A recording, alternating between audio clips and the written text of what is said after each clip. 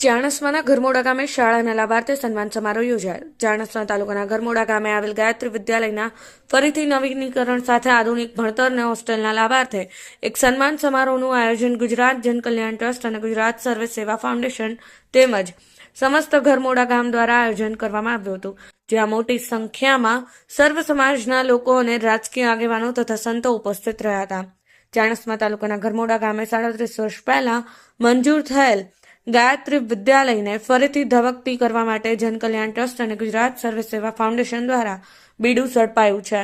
ત્યારે શાળાને આધુનિક સુવિધાઓ સાથે નવેસરથી નવા બાંધકામ સાથે ચાલુ કરવા માટે ગરમોડા ગામે લાભાર્થી સન્માન સમારોહનું આયોજન કરવામાં આવ્યું હતું, જેમાં સંતોદાસ બાપુ ટોટાણા અને દોલતરામ બાપુ નોરતા દ્વારા ઉપસ્થિત રહી આશીર્વચન પાઠવ્યા હતા।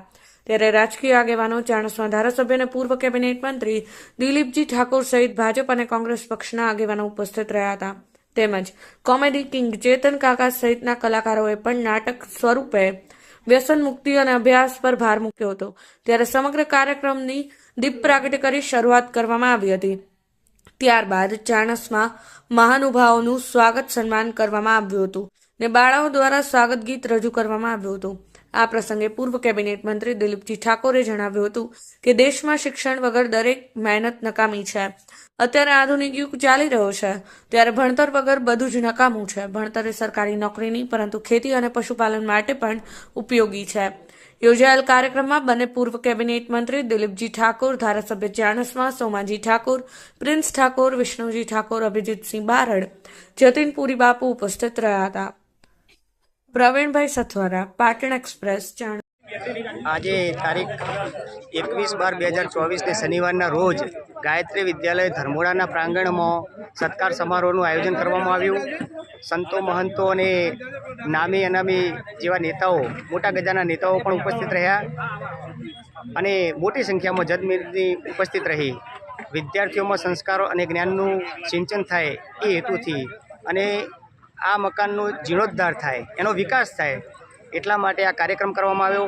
દાતાઓએ પણ ખૂબ દાન આપ્યું છે અને શાળાનો વિકાસ થશે એવા અડગ મનથી માનનીય સોમાજી સાહેબ અમારા ટ્રસ્ટી છે, એમણે એક નિર્ધાર કર્યો હતો અને સાકાર થતો અમને જોવા મળે છે, એનો આનંદ છે। શાળાના રિનોવેશન માટે, પુનરુદ્ધાર માટે આ કાર્યક્રમ યોજવામાં આવ્યો હતો અને અહીંયા આ 9 અને 10 ધોરણ ચાલે છે તો ત્યાં 11, 12 ચાલુ થાય। અહીંયા છાત્રાલય વિદ્યાર્થીઓ માટે કરવામાં આવે અને જો ભગવાન માતાજીની દયા થાય અને પ્રાથમિક શાળા અહીંયા શરૂ થાય, કારણ કે પાયાના શિક્ષણ વગર વિદ્યાર્થીનો વિકાસ થઈ શકતો નથી। મેથ્સ, સાયન્સ જો સારું ના હોય, ઇંગ્લિશ સારું ના હોય તો કાચો પાયો હોય તો એના ઉપર ઇમારત મોટી ચણી શકાય નહીં। એટલે એટલા માટે અહીંયા આ એક શરૂઆત કરવામાં આવી છે। પબ્લિક જોડે, ધારાસભ્યો જોડે એક વિનંતી કરવામાં આવી છે કે ભાઈ અમારી શાળા તરફ જુઓ। વર્ષોથી આ શાળા ચાલે છે, 37 વર્ષથી, પણ અહીંના જે વિદ્યાર્થીઓ કંઈ આગળ બહુ જઈ શક્યા નથી, તો એની પાછળ શું કારણ છે એ હવે શોધી અને ફરીથી ઝીરોથી આપણે શરૂ કરવા માગીએ છીએ।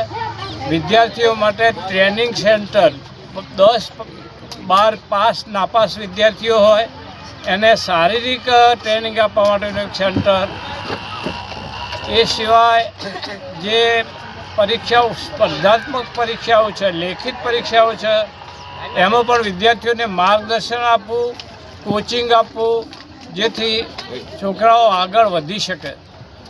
તો એ ઉદ્દેશ્ય સાથે કે બાળકો એ ભગવાનના પૈગંબર છે, બાળક એ કૃષ્ણ ભગવાન જેવા જ છે। મા બાપ પણ અત્યારે બાળકો ઉપર પૂરતું ધ્યાન નથી આપતા અને એટલે બાળક પોતે પણ અત્યારે શિક્ષણથી દિશાવિહીન થઈ ગયો છે અને મોબાઈલ એ તો મોટું દાંતવાળું છે। મા બાપ છોકરાને મોબાઈલ આપી દે છે એટલે શિક્ષણ આગળ જઈ શકતું નથી અને બીજા વિષય તરફ વિદ્યાર્થીઓ વળી જાય છે। એવું પાછું ફરીવાર ના થાય એટલે ગોગા મહારાજની પણ જય બોલવી પડે। બોલો શ્રી ધર્મોડાના ગોગા મહારાજ કી। આજે ધર્મોડા મુકામે માં સરસ્વતીના મંદિરમાં ફરીવાર નવા પૂજારીથી નવી પૂજા કરવાના પ્રણ સાથે આજે આપણે સૌ ધર્મોડા ગામે આ સંસ્થામાં ભેગા થયા છે. અને હંમેશા સારા કામની અંદર સંતો અને મહંતોના આશીર્વાદની જરૂરિયાત હોતી હોય. અને આજે આપણને એવી જગ્યાના સંત આપણને આશીર્વાદ આપવા માટે આવ્યા છે. અને મને લાગે છે કે એમના આશીર્વાદથી આ સંસ્થા હવે ફરીવાર જેમ આંબા ઉપર સારો મોર આવે એમ આની અંદર પણ આ સંસ્થા એવી રીતે આગળ વધવા માટે વચ્ચે એવા સદારામ બાપાની સંસ્થામાંથી આવેલા આદરણીય શ્રી દાસ બાપુ સમાજને સુધારવા માટે અનેક સભાઓ કરીને ગામે ગામ ફરીને કોઈને બીડીના વ્યસનમાંથી મુક્તિ અપાવવાનું કામ કરેલું, કોઈને દારૂ મુક્તિ અપાવવા માટેનું કામ કરેલું. અને જ્યારે એમનું પ્રવચન ચાલતું હોય ત્યારે હું ઘણી વખત ઘણા ગામોની અંદર મારે જવાનું થયેલું છે. એમની તળપદી ભાષાના ભાષણથી અમારી બહેનો ચીકણી ગસતી હોય તો ચીકણીની ડબ્બીઓ પણ જાહેરમાં ફેંકતી. એવા હમણાં જ આપણા વચ્ચેથી બીજે જવાનું હતું એવા દોલતરામ બાપા પણ આજે આપણી વચ્ચે ઉપસ્થિત હતા. આ વિસ્તારના ધારાસભ્યભાઈ શ્રી દિનેશભાઈ પણ હતા. અમારા અભિજીતભાઈ પણ આપણી વચ્ચે આવેલા છે. સમાજના સૌ શ્રેષ્ઠીઓ પણ આજે મંચ ઉપર ઉપસ્થિત છે ને સૌને આ સંસ્થાને આશીર્વાદ આપવા માટે ઉપસ્થિત સૌ ભાઈઓ અને બહેનો. શિક્ષણે દરેક વસ્તુમાં સૌથી મહત્વનું કોઈ પાયાનું કામ હોય તો એ આપણા સૌના માટે શિક્ષણ છે.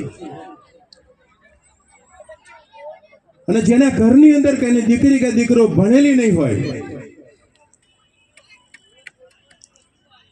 એ ગમે એટલી મહેનત કરીને કમાતા હશે,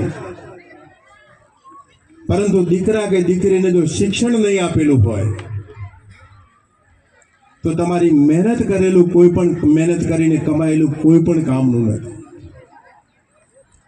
અત્યારે એક આધુનિક યુગ ચાલી રહ્યો છે અને આ આધુનિક યુગની અંદર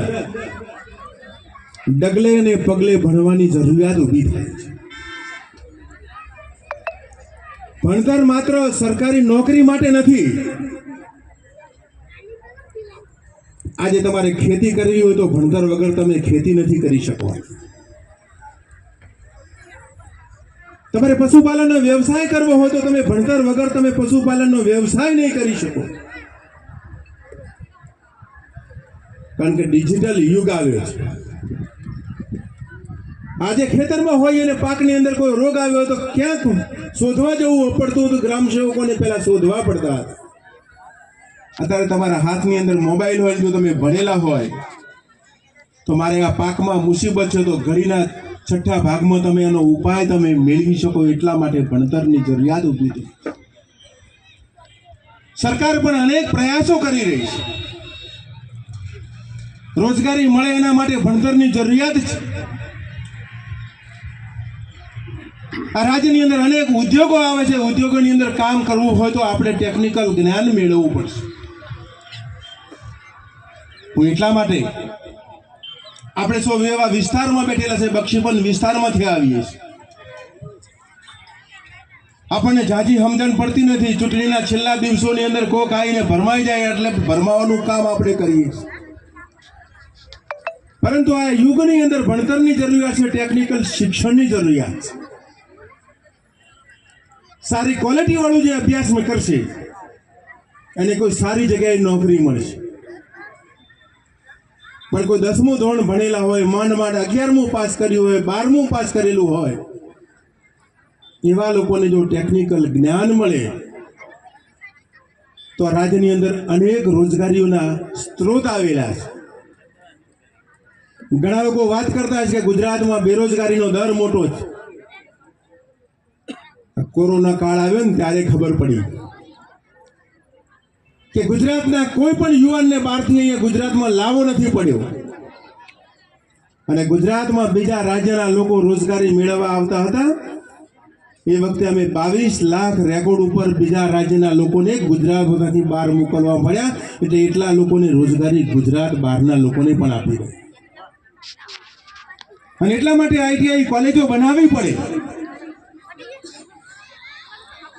અત્યારના મુખ્યમંત્રીને એ વખતના અત્યારના વડાપ્રધાન એ વખતના મુખ્યમંત્રી નરેન્દ્રભાઈ એક સપનું સેવ્યું હતું કે મારે દરેક તાલુકા દીઠ એક આઈટીઆઈ કોલેજ બનાવવી છે.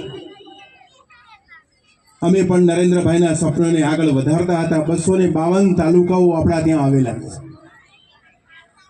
આજે અભિજીતભાઈ અમે એવું નક્કી કર્યું કે આપણે 252 તાલુકા છે પણ કેટલાક જિલ્લાઓ મોટા આવેલા છે તો તાલુકા કરતાં પણ વધારે આઈટીઆઈ કોલેજ કેમ ના બનાવી શકાય. અને જોગાનું જોગા વિભાગ મારી પાસે આવ્યો હતો કોલેજોનો. તો ચાણસ્માની અંદર મેં આઈટીઆઈ કોલેજ મંજૂર કરી. મને ચાણસ્માએ જમીન ના આપી તો મેં ધરમોડા પસંદ કરી. આ કરોડો રૂપિયાના ખર્ચે જો આઈટીઆઈ કોલેજ ઊભી હોય ને તો તમારી સામે ઉભેલા વ્યક્તિના કારણે આજે તમારા આંગણે કરી આપી. અહીંયા કોના દીકરાઓ આવવાના? તમારા 8મું 10મું 11મું ભણેલા, ઓછું ભણેલા હોય, ફેલ થતા લોકો એ આમાં ટેકનિકલ જ્ઞાન મેળવશે તો આજે બહુચરાજીની ફેક્ટરીની અંદર તમારા છોકરાઓ કામ કરી શકે. મારા એક નાનકડું ગામ છે મારું મનવરપુરા. આજે 200 જણા રાત દિવસથી કામે જાય છે. આજે કોઈ ત્યાં નવરું બેસતું નથી. આ ટેકનિકલ જ્ઞાન